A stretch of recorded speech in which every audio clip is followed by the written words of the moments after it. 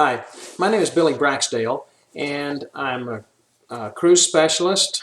I own Braxdale Travel, and I want to share a few things with you that I hope will make your cruise a much more fun experience. One of the first things that you need to be aware of, a lot of people don't even think about it, but is to just get a lanyard. Just get a lanyard with a little card holder on the end of it. This is going to be very helpful to you because the cruise line is going to issue a card like just looks like a credit card. This is for your onboard expense account, and you'll use this to get in your room. You'll use this to purchase items on board. You'll be used to get on and off the ship. You'll even use it a couple of times before you even get on board. They'll issue that card to you when you check in. Just take and put it inside the little card holder in your lanyard, and it'll always be available to you. That way you can leave your purse or your wallet back in the room. You don't have to, stick the card in your swimsuit or your shorts, that type, in your pocket. It's always handy, and you won't lose it. And I give one of these to all my clients just for that reason. Another thing that you want to do is take something that you can carry some items with you on board. This is something else that I give all my clients. It's a little backpack. It's got two pouches. It's got one here and one here that they can put items in. Some of the items that they would want to put in that and take on board with them, that's very important, is take your passport. If a passport is required on your cruise, if it's not a closed loop, in other words, it doesn't leave from a U.S. port and return to that U.S. port, you will need a passport. Be sure and put that in your bag and carry it on with you. Don't put that in your luggage because the porters are going to take that at the dock and put them in your cabin, and you're not going to have it with you to check in. So put that in your bag. Another thing to take with you is a cheap pair of sunglasses. Yes, these don't look like much. They're kind of fun sunglasses, but you can find some that look a little more stylish, but get a cheap pair. Don't take your expensive pair of sunglasses on a cruise. You may leave them on an excursion, leave them by the pool, whatever. So just take a cheap pair of sunglasses with you. And it doesn't matter whether you're going to Alaska or you're going to the Caribbean. You're going to have sun. So take those sunglasses. Another thing to take with you is take a swimsuit. Put your swimsuit inside the bag. No matter where you're going, you may want to go to the hot tub, go to the pool, go to the spa. So take your swimsuit with you. A few other things, take your toiletries, toothpaste, toothbrush, take your flip-flops. It may be a while before your luggage gets from the pier into your cabin. So, you get on at noon, your stuff doesn't get to your cabin until 8 o'clock in the evening.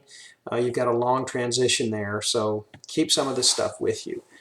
Keep a pair of undergarments with you, a pair of shorts, those types of things, a brush, comb. Another thing, keep your camera in this bag so that you have that with you. So that you can record those first few moments on board. They're really exciting. You're going to have a great time. A cruise is a wonderful vacation. One of the things that you need to do too, as soon as you get on board, is go to the guest services desk and get a card like this one. That's a ship. It's a layout of your ship. So it'll show you where everything is on board. That way you can find your way around real easily. It'll make life a lot more simple. Mark on there where your cabin is. Make it easier for you to find. Two decks that you will use quite frequently are public decks, promenade deck, and the Lido deck. The promenade deck is where they have a walkway around the exterior or around the outside of the ship, and usually about 4 laps, like a mile. If it's a mega ship, it may be a little less. If it's a smaller ship, it may be a little more. But you can ask them at guest services how far around it is on the promenade deck if you're used to walking and you want to spend some time. You can also do that on the sports deck as well. The Lido deck is where the pool is and the buffet. It doesn't matter what cruise ship you're on. So those are important places if you want to swim or you want to just lay out by the pool.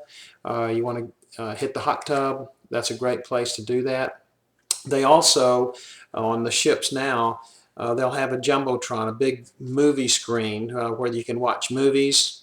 They usually will give you free popcorn, cookies, that kind of stuff while you're watching it. And another item that you may consider if you like soft drinks is when you get on board, they will have a pass that you can buy that you can refill and get Coke filled up anytime you want to. The only time that you wouldn't be able to do that is for room service. They would still charge you for Cokes or alcohol for room service. But remember too, you get 24-hour room service for dining, cookies, breakfast can be delivered in the morning and you can enjoy it out on your balcony.